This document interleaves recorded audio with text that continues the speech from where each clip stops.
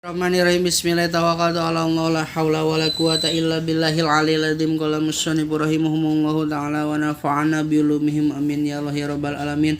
Allahumma shalli ala sayyidina Muhammad wa ala ali sayyidina Muhammad ila hadratin nabil mustafa Muhammadin sallallahu alaihi wasallam wa ala alihi washabihi wa azwaji wa dzurriyyatihi wal anbiya'i wa mursalina wa ulai waswari wassalihin wa jam'il malaikatil muqarrabin wa khususan laru syabul qadir ajilani wa khususan laru syedina Abi Bakri wa Umar wa Utsman wa Ali radhiyallahu anhum wa khususan laruhi musanniful kitab Fatul Qarib al-Mujib al-Imam al-Alam Ahmad bin Husain as-Syair bi Abi Suja rahimahumullahu ta'ala wa nafa'a bi ulumihi amin. Usul wa silati wa mu'minina wa mu'minat wa muslimina wa muslimat ala ahya'i minhum wal amwat lahumul fatihah. A'udzu billahi minasy syaithanir rajim. Bismillahirrahmanirrahim. Alhamdulillahi rabbil alamin. Arrahmanir rahim. Maliki yaumiddin. Iyyaka na'budu wa iyyaka nasta'in. Ihdinas siratal mustaqim. Siratal ladzina an'amta 'alaihim ghairil maghdubi 'alaihim waladdallin. Rabbighfir lana amin. Bismillahirrahmanirrahim. Urang lajengkeun kana pangaosan kitab Fathul Qarib al-Mujib halaman 5 anu aya kitabna mangga urang samikeun logatanana upami abdi salah dina ngalogatna mangga lereskeun di komentar. Ieu mah etang belajar sasarengan nyamikeun logatan atawa anu kosong logatanana tinggal tambalan kitu nuju biasana sok ketiduran di nu ngaos kitu sok ngantuk hawana. Masih kene ngabahas dina paslun naon kamari teh atuh ieu teh paslun pipurudul wudu'i paslun pipurudil wudu'i anu katinggalin hancana ti halaman 1 dugikeun ka halaman 5 mangga buka playlist scroll ka kiri scroll ka bawah aya Fathul Qarib ti halaman 1 dugikeun ka 5 bagian 1 2 3 4 5 lengkap lah dugikeun ka hancan nu ayeuna. Urang lajengkeun bismillahirrahmanirrahim ieu teh masih ngabahas tina pasunatan wudu ilmu fikih. Wasunanuhu jeung ari pirang-pirang sunat wudu teh kamari teh aya 10. Wasunanuhu jeung ari pirang-pirang pasunatan wudu asyaratuna teh 10 bener sunat wudu teh cek Fathul Qarib 10. Anu kahijina sunat wudu teh maca bismillah. Anu kaduana sunat wudu teh ngumbah 2 dampaleungeun. Anu katilu teh sunat wuduna nyeta kekemu. Anu kaopatna sunat wudu teh nyaeta ngingsreuk cai kana irung. Anu kalimana sunat wudu teh nyaeta ngusap sakabeh sirah. Ngabaskeun sakabeh sirah. Ngusap sakabeh sirah lain ngabaskeun. Anu kagenepna sunat wudu teh nyaeta masuduna ini ngusap 2 ceuli. Jadi ngusap 2 ceuli teh lain kaasup kana rukun wudu, tapi asup kana sunat wudu. Tuluy sunat wudu anu salajengna teh nyaeta ayeuna wa tahlilul lihiyatil al-kasati. Urang bahas cang baca. Bismillahirrahmanirrahim wa tahlilul lihiyatil kasati sareng ari sunat wudu anu salajengna teh tahlilul lihiyatil kasati eta nyela-nyelana ramo nyela-nyelana janggot lihyah janggot al-kasati anu kandel ieu janggot bimusalasatin ku make cecek 3 minarajuli anu tetep ti lalaki. Jadi sunat jenggot anu kandel di sela-sela tetep ti lalaki. Amaliyatu rajuli anapon ari jenggotna lalaki al khofifati anu ipis waliyatil mar'ati jeung jenggotna awewe wa hunsa jeung jenggotna wandu.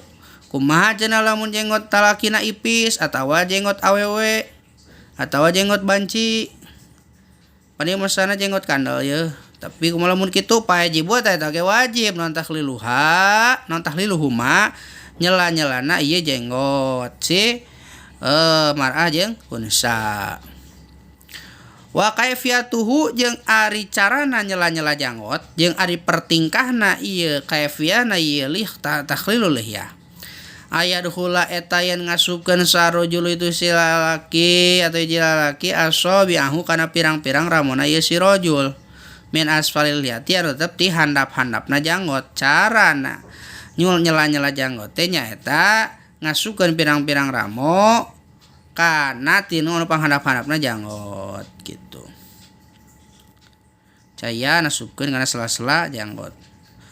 Wa takhlilu asabiil yadaini jeung sunatu dua anu salajengna nyaeta nyela-nyelana pirang-pirang ramo leungeun wari jelaeni jeung nyela-nyelana suku dua. Jadi ramo suku dua. Sunatu dua anu salajengna teh nyaeta nyela-nyelana pirang-pirang ramo leungeun jeung nyela-nyelana pirang-pirang ramo suku gitu. In wasola lamun ma in wasola sanajan nepi naon al mau ye cai wudu ilaiha kana ieu asobi sok sanajan nepi cenah in wasola sok sanajan nepi ye cai teh kana leungeun dua kana ramo-ramo leungeun tapi sunat di sela-sela gitu. Min ghairi takhlilin ku henteuna di sela-sela tuh sok sanajan tepi cai wudu kana leungeun ku di sela-sela tapi sunat kudu di sela-sela. Fa in lam yasil tuluy lamun mah teu nepi ieu si cai ila bihi angin ku di sela-sela kala sobi sapertikeun pirang-pirang ramu al multapati anu rarapet wajaba mangka wajib naon takhlilu huma nyela-nyelana ieu asobi nyela-nyelana ieu ramu lamun mah teu nepi wajib di sela-selana. Wa in lam yata'ata jeung lamun mah narima teu gampang tegasna hese kitu nyela-nyelana naon takhliluha nyela-nyelana ieu leungeun anu rarapet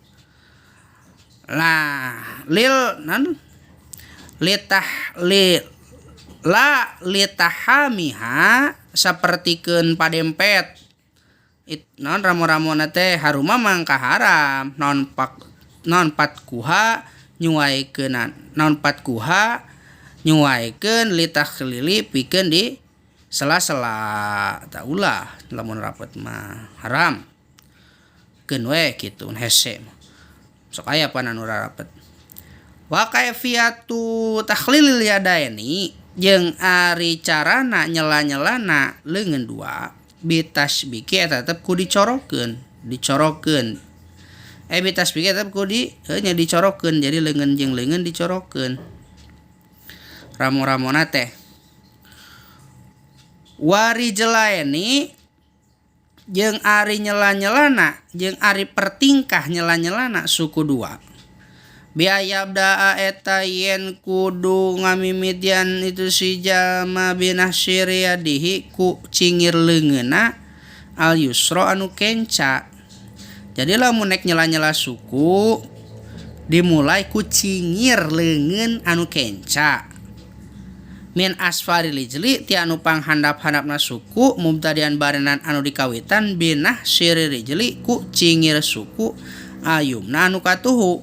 Jadi nyela-nyela suku teh carana teh suku anu katuhu cingirna di sela-sela ku leungeun atau ku cingir leungeun anu kenca khotiman bae ditungtungan binasil yusra ku cingir suku anu belah kenca. Jadi ngumahna teh ti katuhu ka kenca ku cingir nyela-nyelana teh ku cingir leungeun anu kenca gitu. Wa taqdimul yumna jeung sunat tudu anu salajengna nyaeta ngaheulakeun anu katuhu min yadaihi tina buktina ngumbah leungeun dua wari jelaihi jeung tina buktina ngumbah suku dua. Jadi lamun ngumbah suku dua ngumbah leungeun jeung ngumbah suku eta sunat ngaheulakeun anu katuhu alal yusra mandeurikeun anu kenca atau ngelehkeun anu kenca mandeurikeun anu kenca min huma tina ieu rijlen jeung yadain. Amal udwani anapun ari anggahota wudu dua alladzani anu udwan yashulu anu gampang naon gosuhu mangumbahna ieu udwan ma'an barianan bareng kal khuddaini sapertikeun ngumbah pipi dua palaya kodama mangkan teu kudu ngaheulakeun ieu si jalma aya mana kana ngumbah pipi anu katuh heula min hatina ieu ngumbah pipi dua, ngumbah pipi gitu, ngumbah beungeut kiri kanan kan pipi teh teu kudu pipi kenca pipi katuh barengkeun itu mah.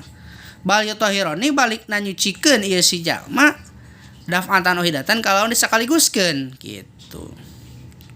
Wa zakaro jeung nutur sakitu heula nya ke lajeng di wallahu a'lam bissawab.